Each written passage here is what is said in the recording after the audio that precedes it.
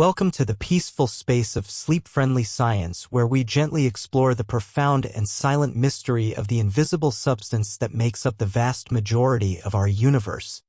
Have you ever looked up at the night sky and felt a sense of wonder? Tonight, we journey into that darkness, seeking the whispers of dark matter and unseen presence, a gentle cosmic web holding stars and galaxies in a silent, gravitational embrace. Let your mind wander with us. Now, settle in. Take a deep breath, and let the soft sounds guide you as we begin tonight's journey into the unknown. Section 1, a galactic waltz out of time. Breathe in and let the universe fill your lungs.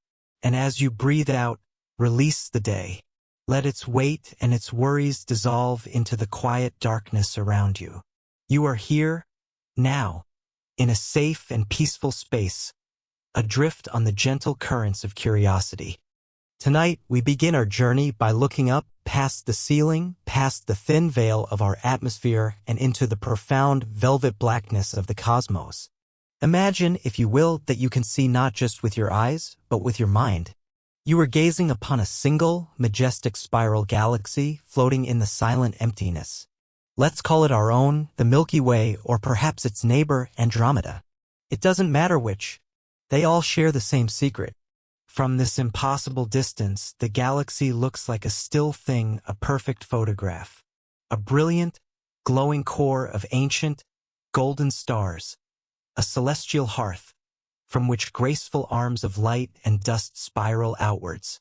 It's a whirlpool of starlight, a celestial pinwheel spun by the hand of gravity. It is an island of light in an endless ocean of night. It is beautiful. It is serene. And it appears to be at peace. But as you drift closer, your senses attuned to the slow, cosmic rhythms, you begin to perceive its motion. It is not still at all.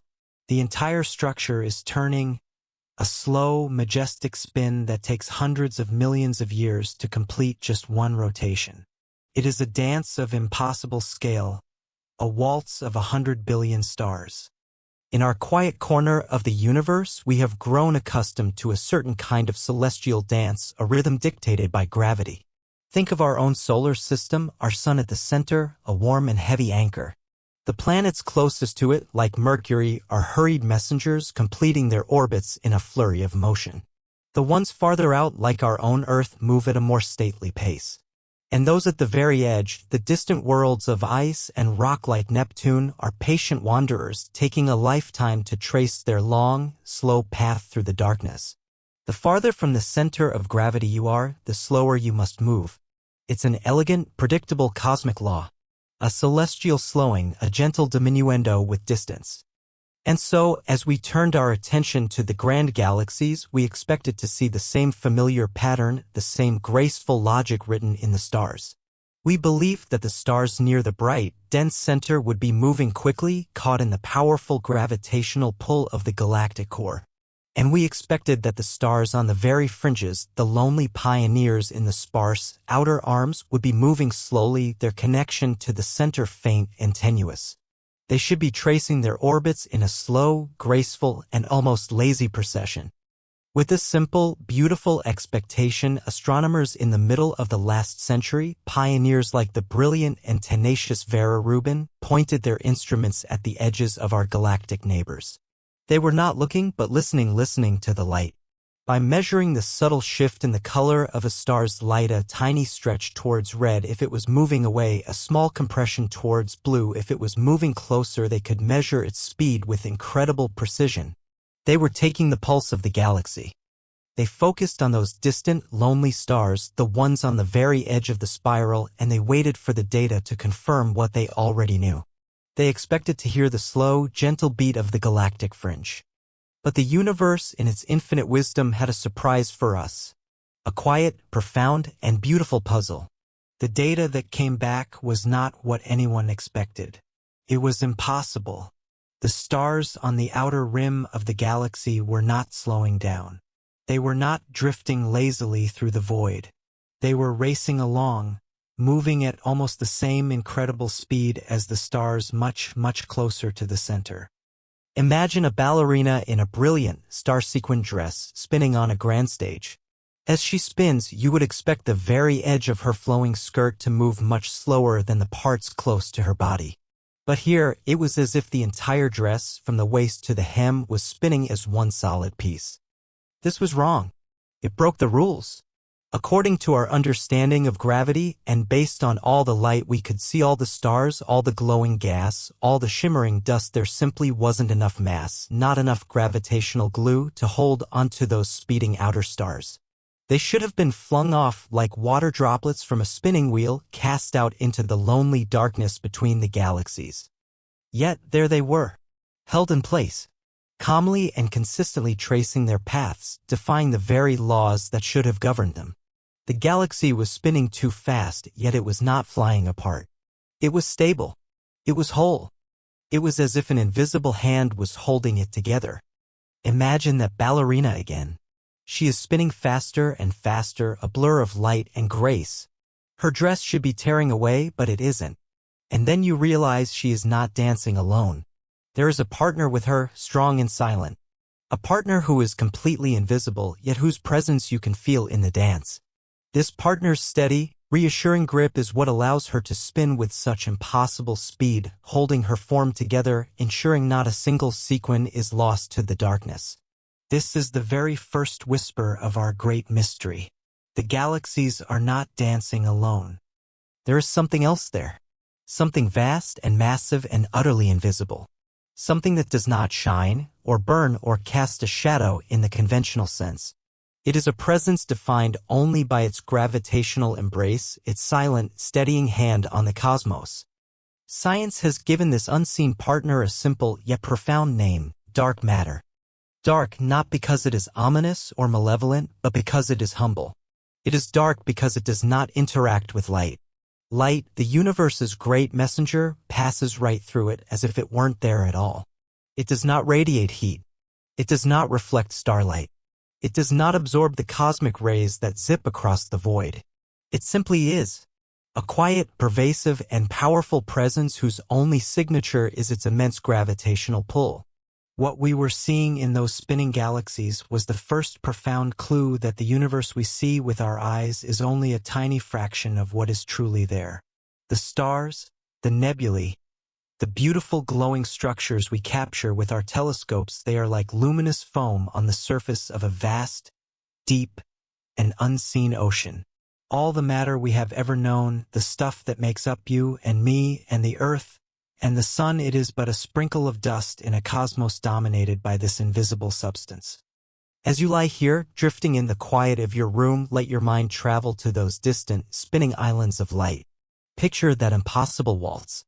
See the stars on the edge, moving with a speed and grace that should not be possible, held in their orbits not just by the light of their siblings, but by the silent, powerful embrace of a partner they cannot see. This is not a flaw in the universe. It is a feature. It is a new layer of reality, a deeper truth that was waiting patiently for us to notice. It is the universe gently reminding us that what we see is not all there is. That the grandest structures, the very architects of the cosmos, can be entirely silent and invisible to our senses. The galactic waltz is out of time, but it is not out of tune. It follows a different rhythm, a deeper music. A music played on the strings of gravity by an unseen musician. And our journey tonight and in the nights to come is to learn to listen to that silent music, to trace the shape of the invisible dancer and to understand the steps of this cosmic ballet. The mystery begins here in this simple, elegant, and impossible motion. A dance of light and shadow, of the seen and the unseen, playing out across the heavens, just waiting for a quiet mind to wonder why. Section 2, the universe's invisible scaffolding. Breathe and listen. Not with your ears, but with your imagination. We left our galaxy spinning in the velvet dark, held together by an unseen partner, a presence felt only through its gravitational pull, a silent force ensuring the cosmic dance remains whole. But this invisible companion, this dark matter, does more than simply hold our galaxy together as it spins. Its role is far more fundamental, far more ancient. It is not just a partner in the dance. It is the very stage upon which the dance is performed. It is the silent architect of the cosmos. To understand this, let us drift back in time. Not just millions of years, but billions. Back to a younger, simpler universe. A time after the initial flash of creation when the cosmos was filled with a vast, near-uniform mist of hydrogen and helium gas. It was a smooth, almost featureless expanse glowing faintly with the afterglow of its own birth. And here, a new puzzle arises. In a universe so smooth, so evenly spread, how did anything begin? How did the first structures form? For a galaxy to be born, matter must gather. Gas and dust must be drawn together by gravity, pulled into dense clumps that can eventually ignite into stars. But in this smooth, primordial sea, the gentle outward push of the universe's expansion was a powerful current. Any small, fledgling clump of gas would have struggled to hold itself together. The pressure from its own faint heat would have pushed it apart, and the expansion of space would have carried its atoms away from each other. It would be like trying to build a sandcastle in a gentle but relentless outgoing tide. The moment you gather a handful of sand, the water washes it away. How, then, could the great cosmic castles the galaxies ever be built? This is where our invisible architect steps onto the scene. Dark matter, you see, is different. It is wonderfully, beautifully aloof. It feels the pull of gravity, perhaps more strongly than anything else, but it feels little else. The pressure of light, the heat of colliding particles, the forces that keep normal matter fluffy and spread out dark matter is indifferent to them all. It is a ghost in the machine of the universe, interacting only through its silent, heavy presence. And so, in that smooth, early universe, while the normal gas was being pushed and pulled, unable to coalesce, the dark matter was patient. It was the first to answer gravity's call. In the cosmic mist, there were tiny, almost imperceptible ripples of density, leftover echoes from the universe's very first moments. Places where there was just a fraction more something than elsewhere. For normal matter, these ripples were too faint to overcome the outward pressures. But for dark matter, they were everything. They were seeds. Slowly, patiently, over millions of years, dark matter particles began to drift towards these slightly denser regions. It was a quiet, inexorable gathering, a gravitational snowball effect in the dark. As more dark matter gathered, its gravitational pull grew stronger, pulling in even more dark matter. It was a slow, silent collapse, a gentle drawing in of the invisible. Imagine a vast, dark ocean. And in this ocean, invisible currents begin to flow, all leading towards countless invisible points. Over eons, these currents build, forming immense, deep, quiet pools of this unseen substance. These were the first true structures in the universe, not made of light or atoms, but of pure, invisible mass. They formed vast, roughly spherical clouds, which we now call dark matter halos. Think of them as invisible gravitational nests, or deep, gentle valleys in the fabric of spacetime.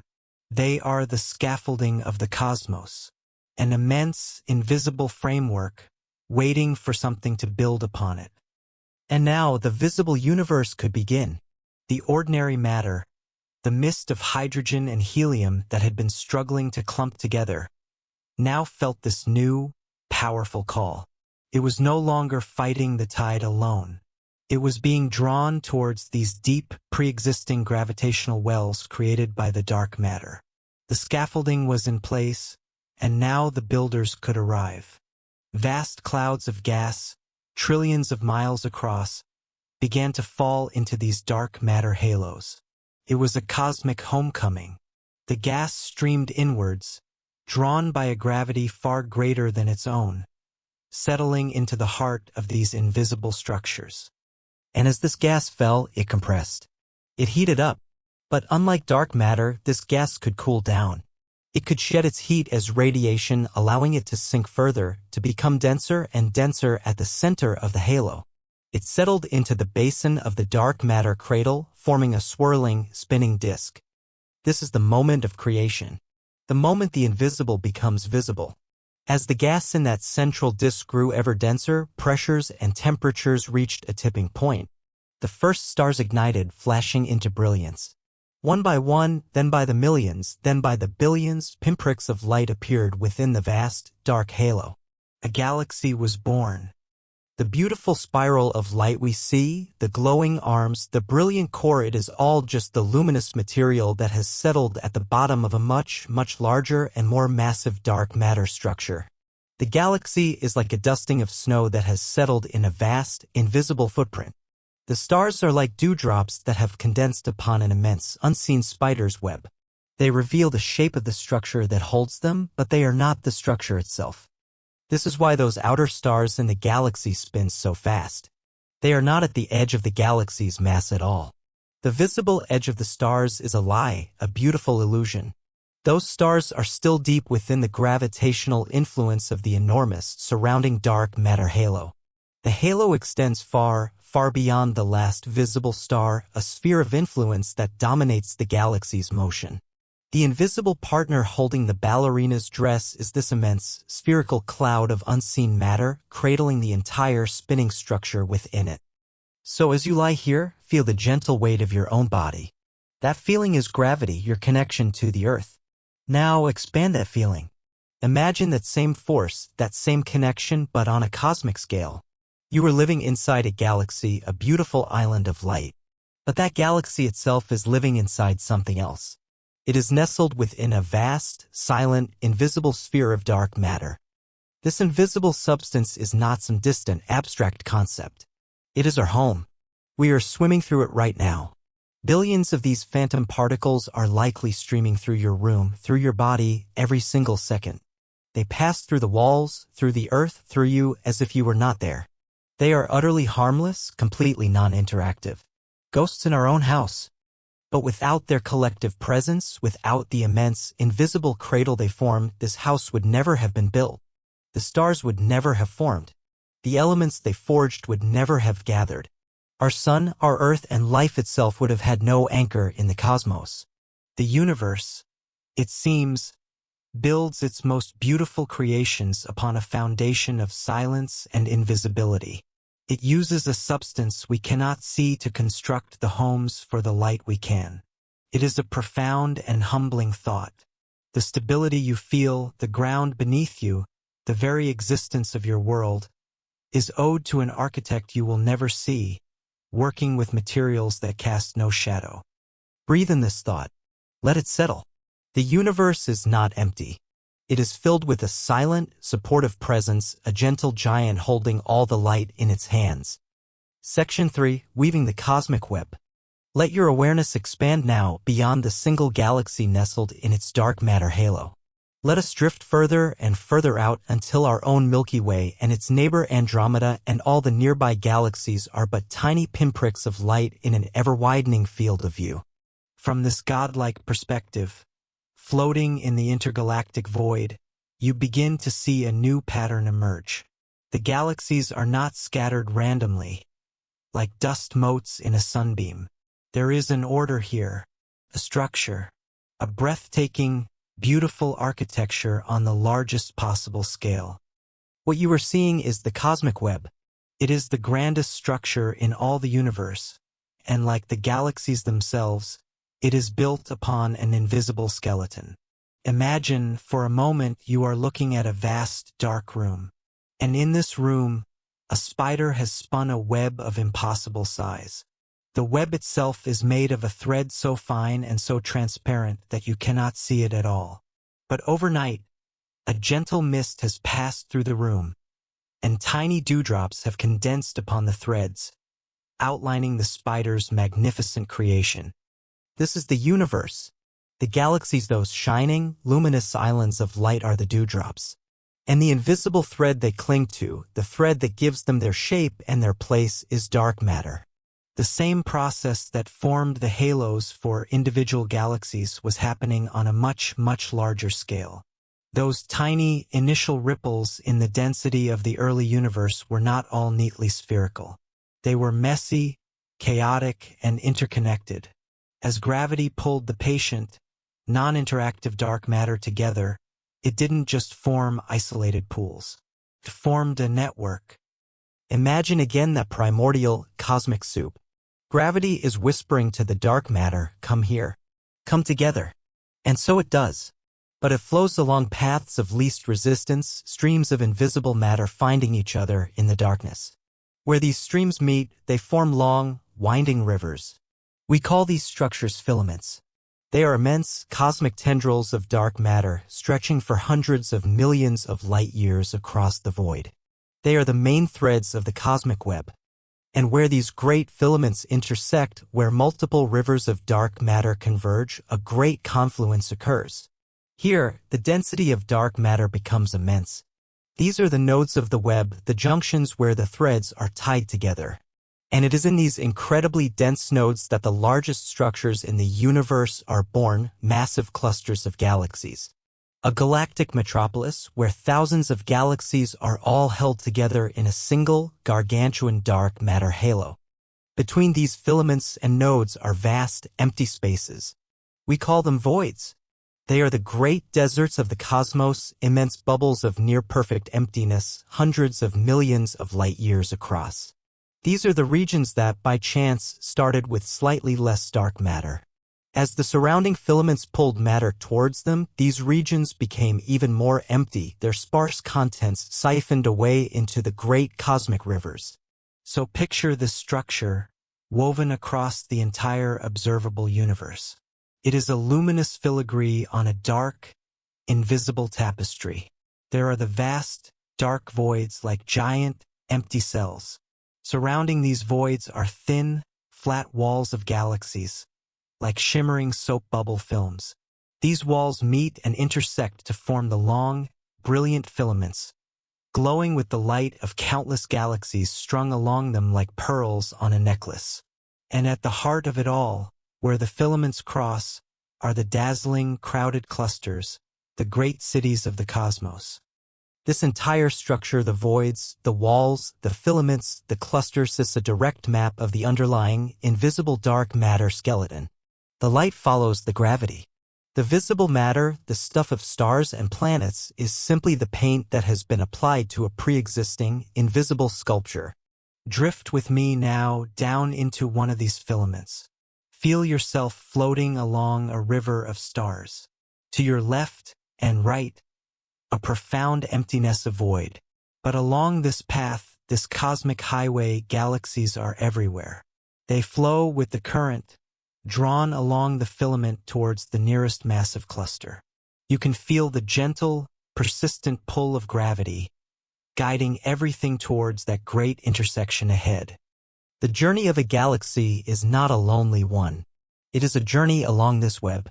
A galaxy is born in a smaller dark matter halo, perhaps in a quieter, more rural part of a filament. But over billions of years, it is slowly, inexorably drawn along the filament like a raft on a river towards the great cluster at the end of the line. Along the way, it may pass by or merge with other galaxies, growing and changing as it travels. This cosmic web is not static. It is a living, breathing structure. It is still evolving, still growing. Gravity is still at work, pulling the threads tighter, draining the voids, and building up the clusters. The universe is still weaving itself. And what a beautiful, profound thought this is. The arrangement of galaxies in the sky is not an accident. It is the visible echo of an invisible order. It tells a story of gravity, of patience, and of a substance that shaped the cosmos without ever needing to shine. It also changes our perspective on our own place in the universe. Our Milky Way galaxy is not an isolated island. We are part of this web. We are currently located in a relatively quiet filament on the outskirts of a larger structure known as the Virgo supercluster. We are a part of a great cosmic river flowing with our neighbors towards a greater destination. We are connected. Think of the neurons in a brain. They form a complex, interconnected network with long axons and dense synapses, creating a structure that allows for thought and consciousness. In a way, the cosmic web is like the brain of the universe. Not that it thinks, of course, but it is a structure of immense complexity and interconnectedness, a physical network that binds the cosmos together. The galaxies are the glowing neurons, and the dark matter filaments are the axons, the pathways that connect them. As you lie here, floating in the quiet of your room, imagine this web around you. It fills all of space. It's the largest thing there is. Its threads are woven through this very room, silent and unseen. The great voids and filaments are not just out there, they are the fundamental geography of the space we inhabit. We live on a pearl, strung on an invisible thread, part of a cosmic necklace of unimaginable beauty and scale. And the force that strung these pearls together, the weaver of this grand design, is the gentle, persistent, and utterly mysterious pull of dark matter. It is the silent loom upon which the tapestry of the universe is woven. Breathe in the vastness. Breathe out the smallness of the day-to-day. You are part of a structure so grand it defies description, yet so simple in its guiding principle, gravity always wins.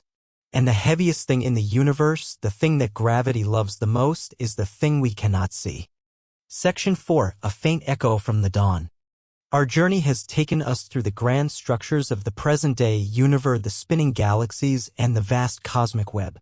We have seen how dark matter acts as the invisible scaffolding, the silent architect of it all.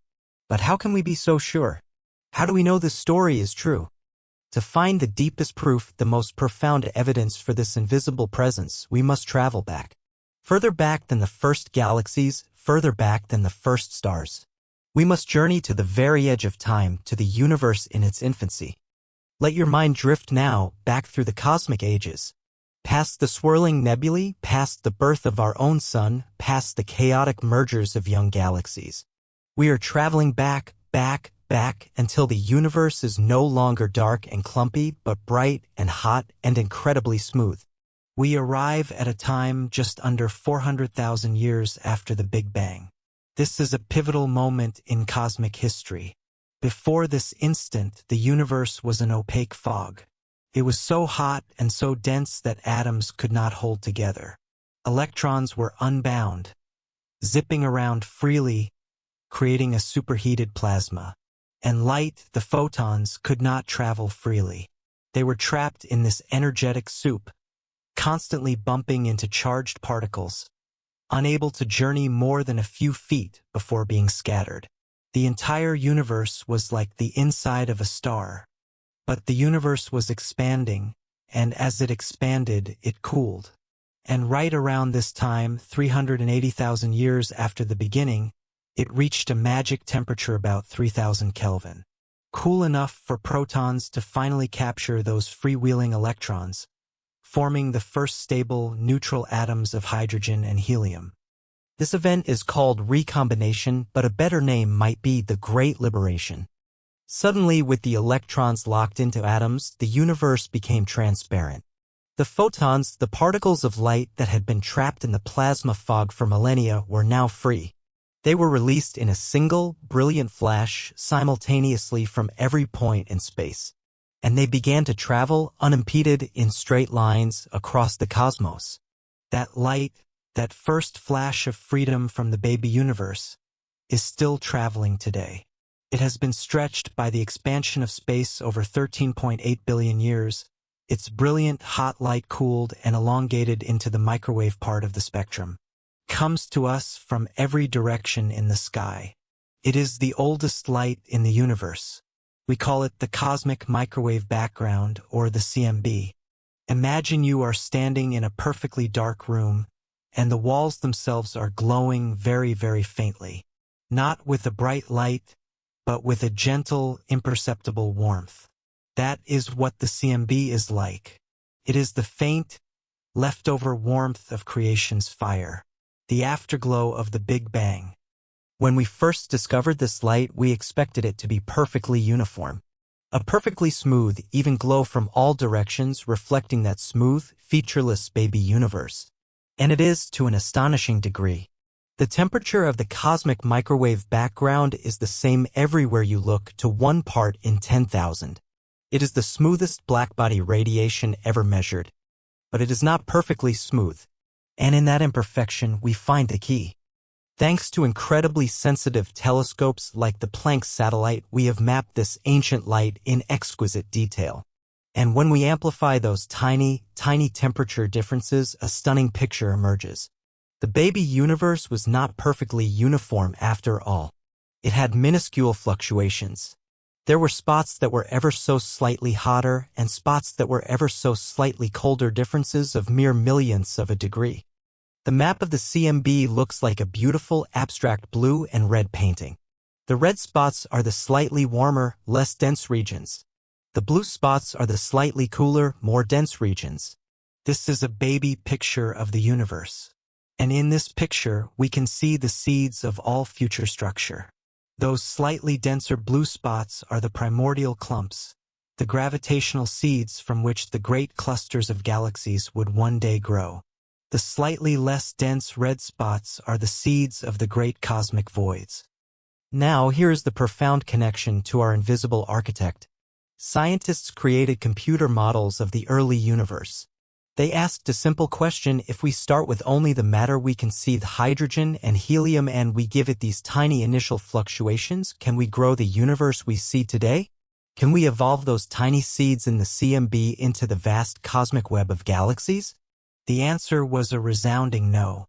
The gravity of normal matter alone was simply not strong enough. The outward pressure of the hot gas and light in the early universe would have smoothed out those tiny ripples. The seeds would have been washed away. If the universe contained only the matter we can see, it would still be a mostly uniform, featureless fog of gas. There would be no galaxies, no stars, no planets, and no us. But then they ran the simulation again. This time they added a new ingredient, a vast amount of cold, non-interactive dark matter. The same mysterious substance whose gravity holds our galaxies together. And the result was perfect.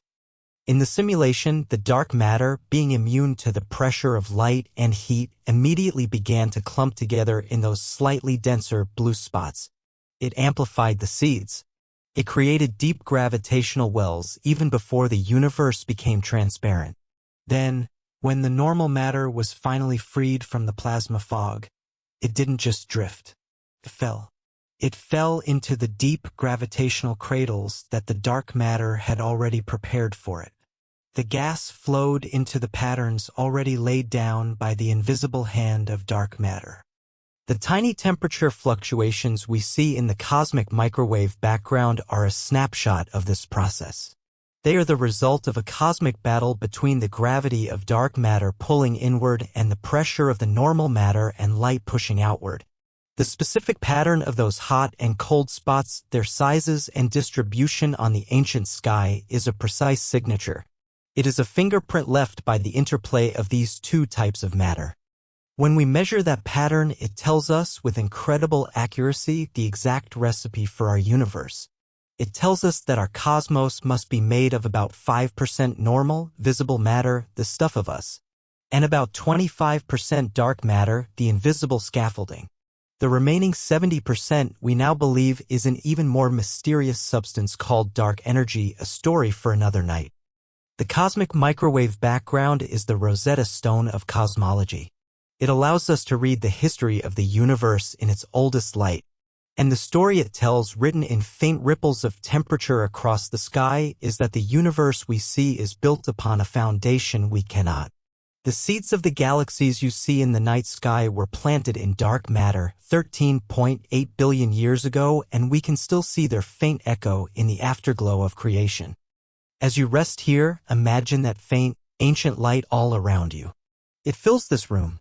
It is passing through you right now, a gentle stream of microwaves from the dawn of time. It is a whisper from a baby universe, and it is telling us the secret of our own existence. It's telling us that from the very beginning, the seen and the unseen have been locked in a gravitational embrace, working together to build the beautiful, complex cosmos we call home. Section 5. Light bending around a ghost. We have felt the pull of dark matter in the dance of galaxies. We have seen its blueprint in the echoes of the Big Bang. But these are indirect clues, inferences drawn from motion and ancient light. Is there a way to see the invisible?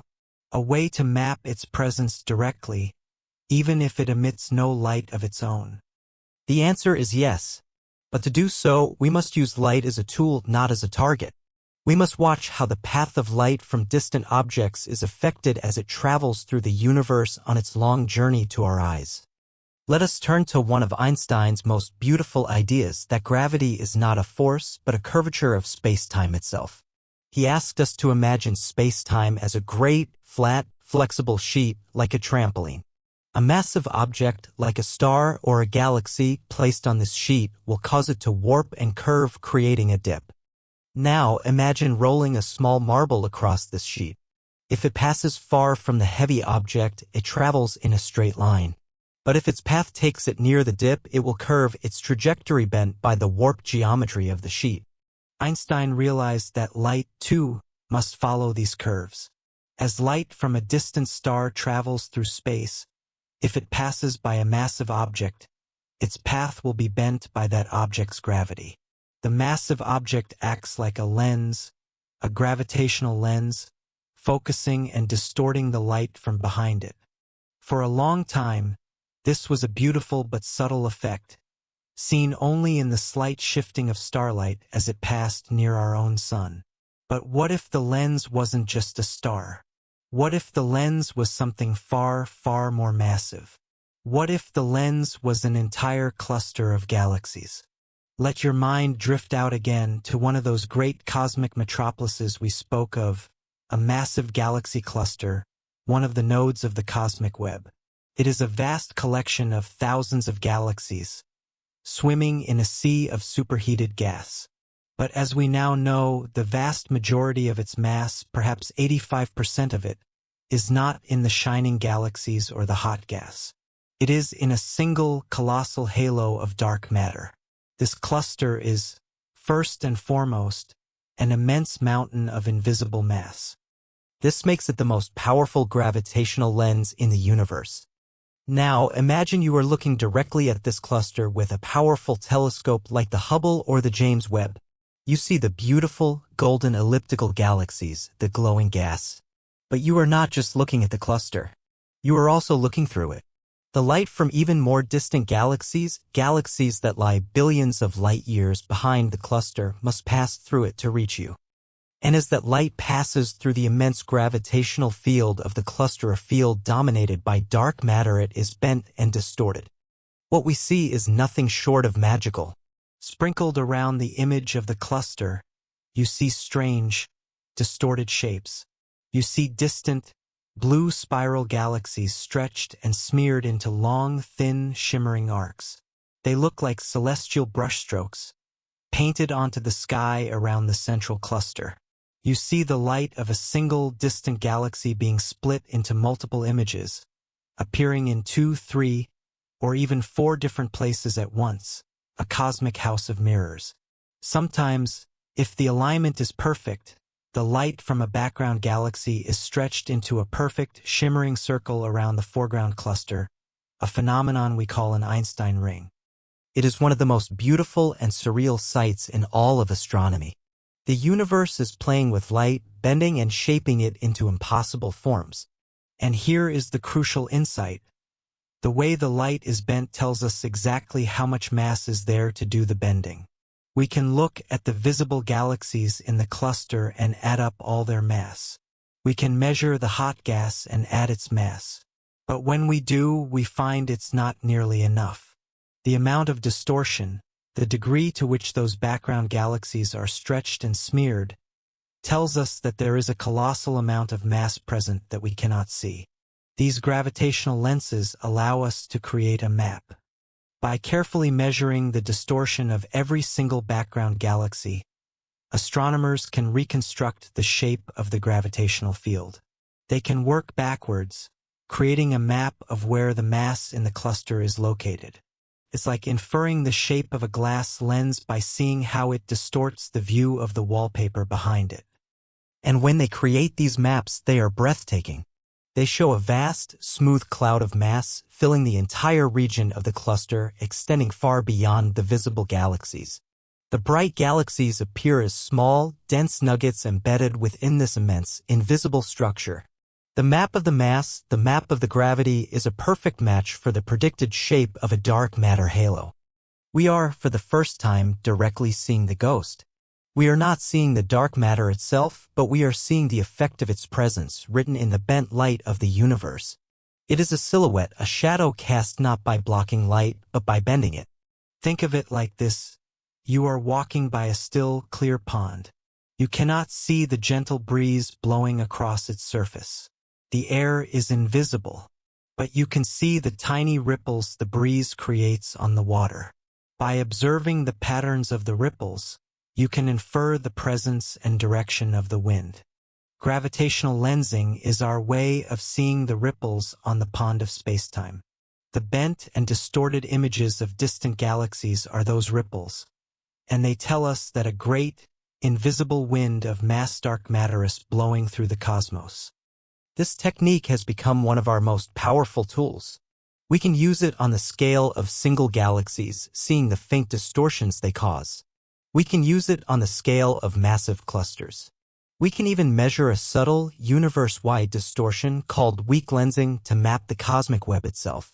By looking at the light from billions of galaxies across the entire sky and measuring their ever-so-slight, correlated alignments, we can paint a picture of the invisible filaments and voids that make up the universe's skeleton. So as you rest, imagine light from the farthest reaches of space, on a journey for billions of years. A single photon, traveling a lonely path. As it nears a great cluster of galaxies, it feels the warp in spacetime. Its path, once straight, now gently curves. It is guided by the gravity of a substance it can never touch. It sails past the shining stars and through the invisible halo, its direction forever altered by the silent mass within. That photon then continues its journey for another billion years until, at last, it enters the lens of a telescope or perhaps the pupil of your own eye as you gaze at a deep sky image. That single particle of light carries a story of its long voyage and a story of the invisible landscapes it has traversed. It is a messenger, and its message is written in the angle of its arrival. The message is, there is something here, something vast and quiet and heavy. We are learning to read these messages, to translate the language of bent light, and in doing so, we are mapping the dark. Section 6. Listening in the deepest silence. We have followed the evidence for dark matter across the cosmos.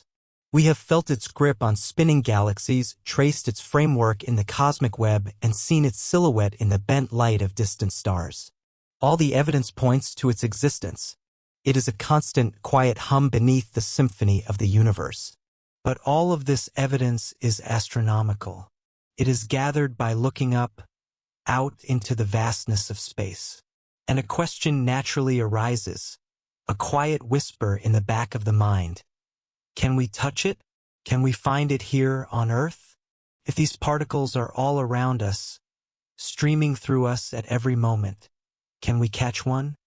To answer this question, our journey must now turn inward, away from the light of the stars and deep, deep into the Earth itself. We must travel to the quietest places ever created by human hands, to laboratories built in the profound silence of the subterranean world. Imagine descending slowly in a small elevator cage. Down, down, down, through solid rock. You pass through layers of stone laid down millions of years ago. You are leaving the noisy surface of the world behind. You leave behind the sunlight, the radio waves from our cities, the constant chatter of our technology. But most importantly, you are leaving behind the cosmic rays. The surface of our planet is under a constant, gentle rain of high-energy particles from space. They are born in the sun, in distant supernovas, and in violent cosmic events. They are a form of radiation, a background noise that fills our world. For any experiment trying to detect something incredibly rare and subtle, this cosmic ray noise is a blinding fog. So, to listen for the whisper of dark matter, we must find a place shielded from this cosmic storm. And the best shield we have is a mile of solid rock. Our elevator comes to a rest, nearly a mile underground. The doors open into a vast, excavated cavern. This might be a former gold mine in South Dakota, a salt mine in England, or a grand laboratory beneath a mountain in Italy. The air is cool and still. The only sound is the gentle hum of scientific equipment and the occasional, echoing drip of water. This is a sanctuary of silence. And in the heart of the silence sits the experiment. It does not look like a telescope. It does not look like a particle accelerator. It often looks like a beautiful, strange sculpture, a kind of technological heart. At its core, there might be a vessel filled with a super-pure, liquefied noble gas like xenon or argon. It is kept at incredibly cold temperatures, just shy of absolute zero. The vessel is a marvel of engineering, cleaner and purer than anything you have ever encountered. A single speck of dust, a single stray atom of the wrong kind could ruin the entire experiment. Surrounding this core is a nested set of shields like Russian dolls of protection. There might be a layer of ultra-pure copper forged in a way to minimize its own natural radioactivity. Then a layer of lead, then a layer of water or a special kind of plastic, all designed to stop any last, stray neutron or particle that might have made it through the rock above. The entire apparatus is a fortress of solitude, designed to do one thing: wait. It is an act of supreme patience. The scientists who build and run these experiments are listening for a single, rare event. They are listening for the moment when one of the billions of dark matter particles passing through the Earth happens to score a direct hit on the nucleus of one of the atoms in their detector. What would that look like? Dark matter, as we believe, is a phantom. It doesn't interact with the electrons of an atom, which is why it doesn't create or block light. But theory suggests that it might, just might, be able to interact, ever so weakly, with the dense nucleus at the heart of an atom. Imagine a vast, still, three-dimensional billiard table, with the atoms of the liquid xenon as the billiard balls, all perfectly motionless in the cold. A dark matter particle is like an invisible ghost ball, flying through the table. Almost every time, it passes through without touching anything.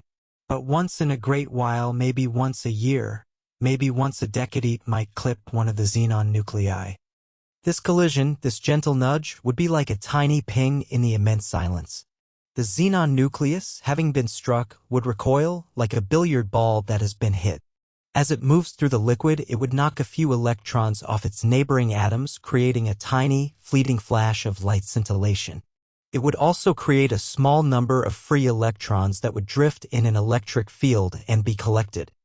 The detector is lined with hundreds of incredibly sensitive light sensors called photomultiplier tubes. They are the most sensitive eyes we know how to build, capable of detecting a single photon. So, the experiment sits in the dark and the quiet, for months, for years, and it waits. It waits for a tiny, telltale double flash. A primary flash of light from the initial impact, and a secondary, slightly later signal from the drifting electrons. By measuring the timing and the brightness of these two signals, scientists can reconstruct the event. They can determine where in the detector it happened and how much energy was involved. Their greatest challenge is distinguishing a true dark matter signal from a background event. A tiny amount of natural radioactivity in the detector materials themselves could mimic the signal. A stray neutron, a cosmic ray muon's hardy cousin that managed to punch through the mile of rock, could fake it.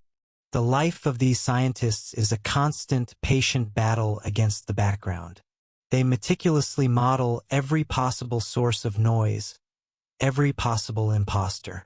They run their experiment for years, gathering data, looking for an excess of events, a small handful of pings that cannot be explained by any known physics.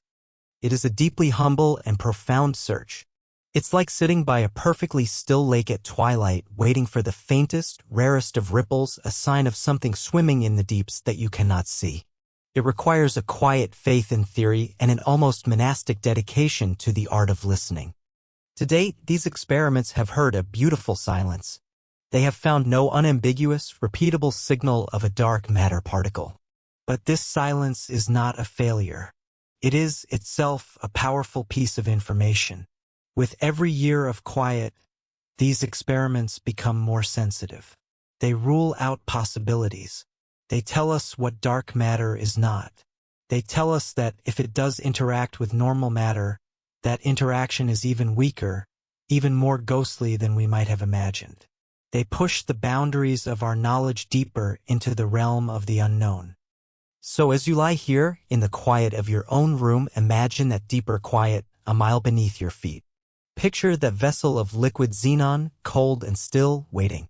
It is a trap set for a ghost.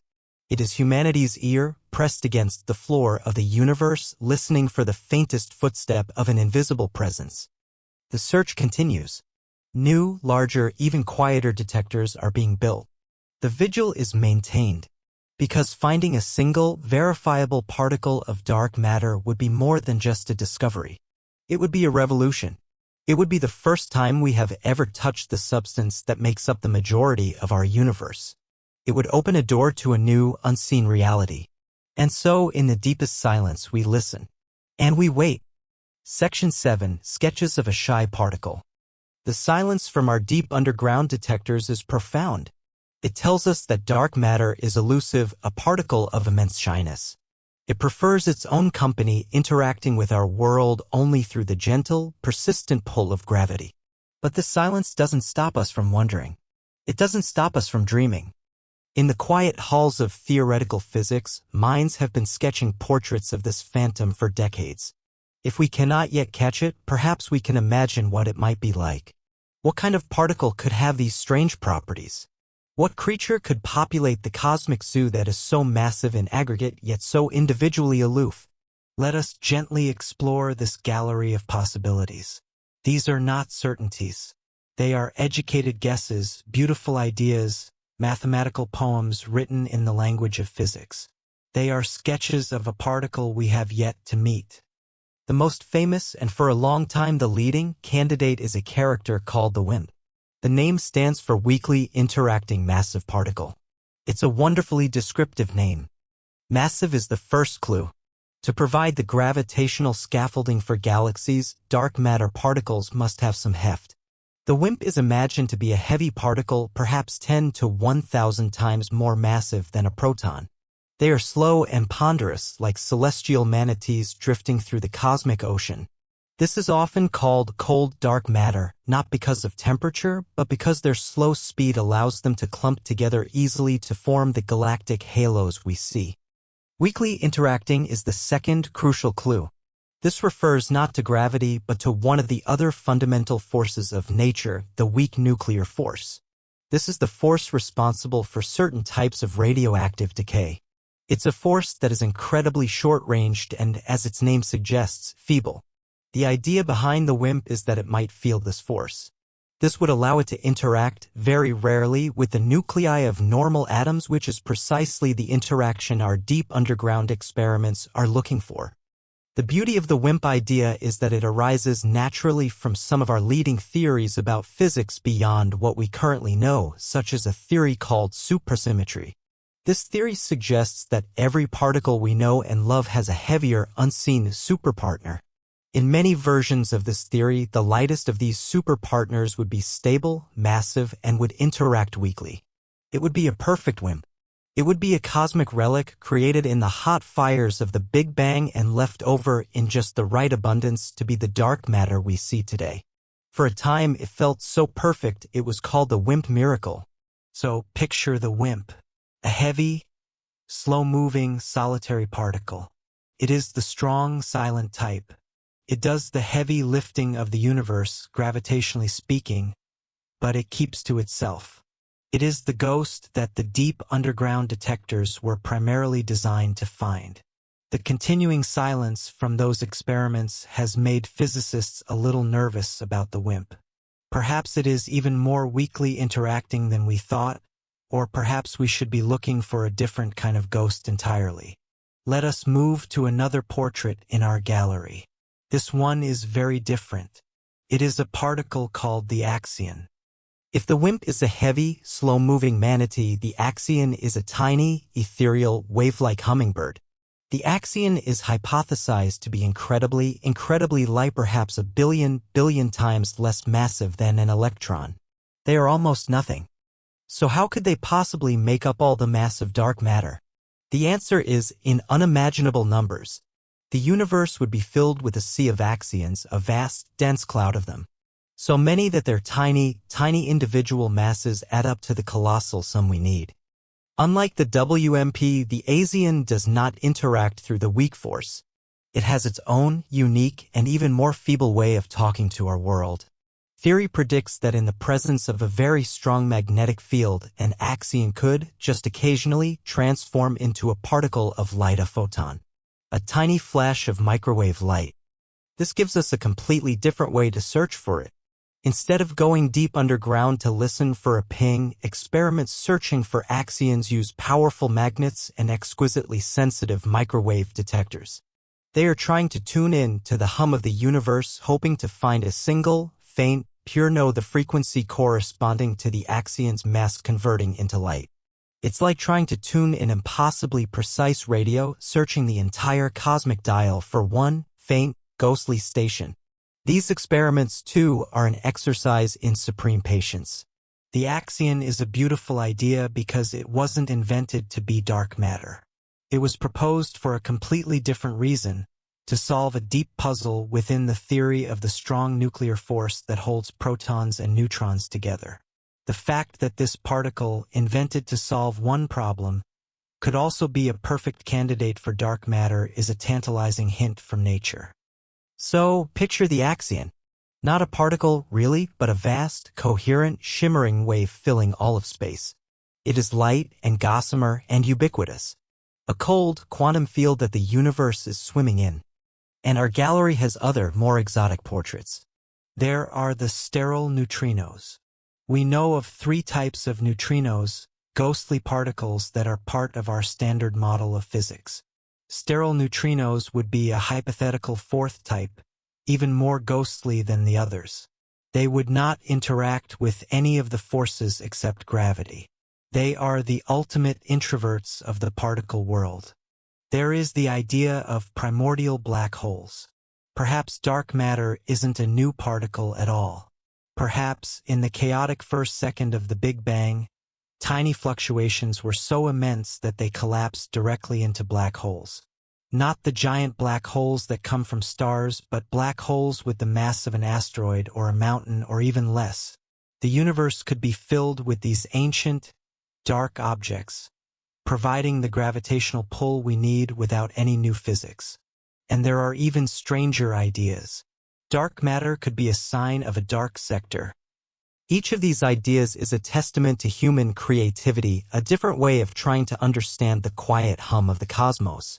The WIMP, the axion, the sterile neutrino, they are all different ways of sketching a face for the invisible. We do not yet know which of these portraits, if any, is the true one.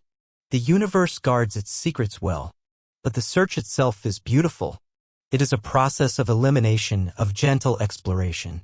We are like artists in a dark room trying to sculpt a form we can only feel by its weight. With each experiment, with each new idea, we get a better sense of its shape, its texture, its nature. And as you rest, let your mind hold this gallery of possibilities. The heavy, ponderous WIMP, the light, wavy axion, the ancient, compact black hole. The universe has chosen one of them, or perhaps something else entirely, something we have not yet even dreamed of. The mystery is not a void. It is a space filled with beautiful, wondrous potential. Section 8. The Cradle of Starlight and Life. We have spoken of dark matter as an architect, a weaver, a silent partner in a cosmic dance. We have imagined its form, sketching portraits of shy, elusive particles. But in all this, it might feel distant, abstract, a grand cosmic phenomenon that is separate from us. But now let us draw the circle closed. Let us bring this story home. For the influence of this invisible substance is not merely astronomical. It is deeply, profoundly personal. The story of dark matter is not just the story of the universe. It is the story of our own origins. Without it, you would not be here, resting in this quiet room, pondering the stars. Let us travel back once more to that crucial era after the universe became transparent but before the first star had ever shone. This was the cosmic dark age. The universe was filled with vast, cooling clouds of hydrogen and helium falling into the gravitational cradles prepared for them by dark matter. As we saw, it was the immense gravity of the dark matter halos that allowed this gas to gather in the first place to overcome the universe's expansion. The dark matter built the nursery, but it also did something more. It set the stage for fire. Inside these collapsing clouds, the gas became denser and denser. But for a star to ignite, you need more than just density. You need a trigger. You need instability. And the dark matter provided that too. The lumpy, uneven distribution of the dark matter within the halo created gravitational potholes and hills. Gas flowing into the halo would be channeled and churned, creating turbulence and shockwaves. These violent motions compressed pockets of gas to incredible densities, pushing them past the point of no return. Imagine a vast, dark cloud. And within it, the silent, heavy presence of dark matter acts like a giant, invisible hand squeezing portions of that cloud. Squeezing and squeezing until the pressure and temperature at the core of a clump reach millions of degrees. And then ignition. Nuclear fusion begins. The first star is born. Not a star like our sun, but a monster. These first-generation stars, known as population 3 stars, were colossal, perhaps hundreds of times more massive than our sun. They were made of pure, pristine hydrogen and helium, the only elements available. And because of their immense mass, they burned hot and blue and incredibly fast. They were brilliant, violent, and short-lived, blazing for only a few million years before their dramatic end. Their light was the first light in the universe since the afterglow of the Big Bang. They were the dawn, a dawn made possible by the gravitational midwifery of dark matter. But these first stars did something even more important than shine. They became cosmic forges. Inside their superheated cores, nuclear fusion cooked the simple hydrogen and helium into heavier elements: carbon, oxygen, nitrogen, silicon, iron. The very elements that form the bedrock of our world and of life itself. When these massive stars died, they did not go quietly. They exploded in supernova explosions of unimaginable power. In these final, fiery moments, they not only created even heavier elements, but they also blasted all these newly forged materials out into the space around them. They seeded the surrounding gas clouds with the stuff of life. This cosmic dust, this ash from the first stellar fires, now mingled with the hydrogen and helium falling into the next generation of dark matter halos. The second generation of stars was born from this enriched gas. They could form smaller, more stable stars like our own sun, and from the leftover, dusty, element-rich disks of gas and debris that swirled around these new stars, planets could form. Rocky planets with iron cores and silicon crusts. Watery planets with oceans of hydrogen and oxygen. Do you see the chain of connection? No dark matter means no gravitational cradles. No cradles means no gathering of the primordial gas. No gathering means no first stars. No first stars means no nuclear fusion of heavier elements. No heavy elements means no carbon, no oxygen, no iron. No heavy elements means no rocky planets, no water, no atmosphere. And no heavy elements means no complex chemistry. No DNA. No life. The very atoms that make up your body, the carbon in your cells, the oxygen you are breathing now, the calcium in your bones, the iron in your blood were forged in the heart of a star. And that star, and the planet it warmed, could only exist because a vast, invisible halo of dark matter gathered the necessary ingredients together billions of years ago. Dark matter is the ultimate ancestor. It is the great-great-great-grandparent of the cosmos, the one who built the home and provided the pantry, so that its luminous children, the stars, could cook the meal that would eventually become us. This is a profound shift in perspective. Dark matter is not just out there. It is in our history. It is in our bones. Its silent presence is woven into the fabric of our own existence. We are, in a very real sense, children of the dark. We are the luminous consequence of an invisible cause. When you look at your own hand, you are looking at stardust. But that stardust was gathered and concentrated by a force you cannot see. The stability of your world, the very ground beneath you, is a gift from the gravity of this unseen substance. So as you lie here, feeling the gentle rhythm of your own breath, recognize it for the miracle it is. That breath, that life, is the culmination of a 13.8 billion-year-old story.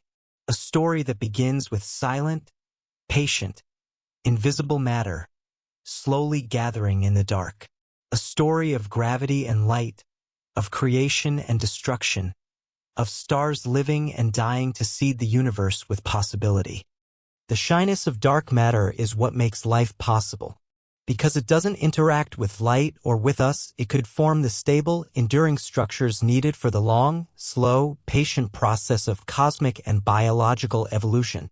It built a quiet, stable nursery where life could take billions of years to emerge and blossom, sheltered within the gentle, persistent, gravitational embrace of an invisible guardian. So breathe in the starlight. Breathe out, and feel your connection to this vast, beautiful, and deeply mysterious chain of events. You are not separate from the universe. You are a thinking, feeling, wondering part of it. You are the universe's way of looking back at itself, of trying to understand its own deepest secrets. And one of the deepest secrets is that the most creative and life-giving force in the cosmos might just be the one that does its work in complete and utter silence. Section 9. The collision of phantom worlds. The story of the universe is not just one of gentle creation and slow, steady growth. It is also a story of immense, breathtaking violence. A story of collision and merger. Galaxies are not static islands. They are great ships sailing on the currents of the cosmic web, and sometimes their paths cross. What happens when two galaxies, these vast cities of stars, collide? Our intuition, born of earthly experience, might picture a catastrophic crash, stars smashing into stars, planets being obliterated in a cosmic demolition derby. But the reality is far more subtle and far more beautiful, and it provides one of the most powerful and direct clues to the nature of dark matter. Let us journey to a place where such a collision is happening. Not a hypothetical one, but a real one, an event that we have observed and photographed with our telescopes. Let us go to a place known as the Bullet Cluster. The Bullet Cluster is not a single cluster of galaxies. It is, in fact, two massive galaxy clusters that have, in the recent cosmic past, flown directly through one another. It is the aftermath of one of the most energetic events in the universe since the Big Bang. Imagine the scene playing out over hundreds of millions of years. Two colossal structures, each containing hundreds of galaxies, each nestled in its own enormous halo of dark matter and filled with a vast cloud of hot gas, are pulled together by their mutual gravity. They accelerate towards each other, two celestial titans on a collision course. Finally, they meet. Now, what happens to the different components of these clusters? This is where the story gets interesting because each component behaves differently according to its nature. First, let's consider the galaxies themselves, the shining collections of stars. While a galaxy is immense, the space between the stars within it is even more vast. If a galaxy were the size of our solar system, the stars within it would be microscopic specks, miles apart. So when the two clusters of galaxies fly through each other, the individual stars almost never hit each other. They are too small, the space is too large. They pass by each other like two swarms of bees, intermingling but with very few individual collisions. The galaxies, for the most part, sail through the encounter unscathed, their motion slowed only by the pull of gravity. Next, let's consider the hot gas. Each cluster, as we've learned, is filled with a gigantic cloud of interstellar gas superheated to millions of degrees. This gas, made of normal, baryonic matter, is what we might call sticky. When the two clouds of gas collide, they do not pass through each other.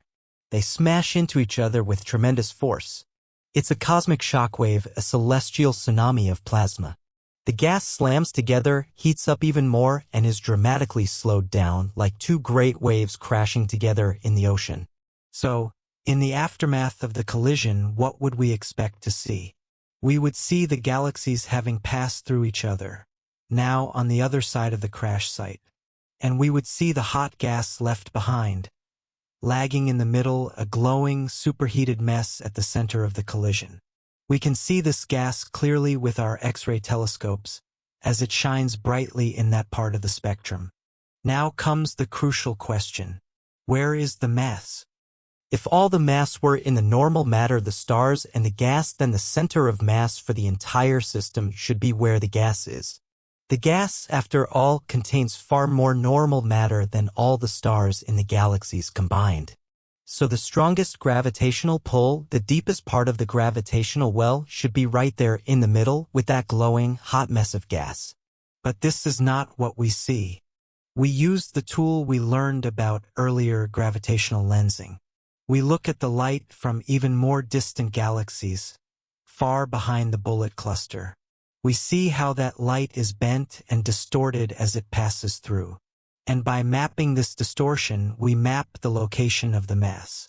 We find out where the gravity is truly strongest.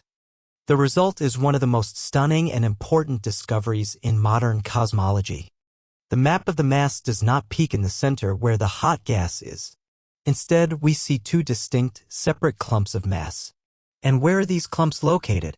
They are located exactly where the galaxies are, having passed right through the collision site. Let's assemble the picture. We have the galaxies which have passed through each other. We have the hot gas which has collided and gotten stuck in the middle. And we have the bulk of the mass, the source of the gravity, which has also passed right through the middle, staying with the galaxies. This is the smoking gun for dark matter. It demonstrates in a single, breathtaking image that the majority of the mass in these clusters is made of something that does not interact with itself or with normal matter in any way other than gravity. The dark matter halos of the two clusters behaved like the galaxies did.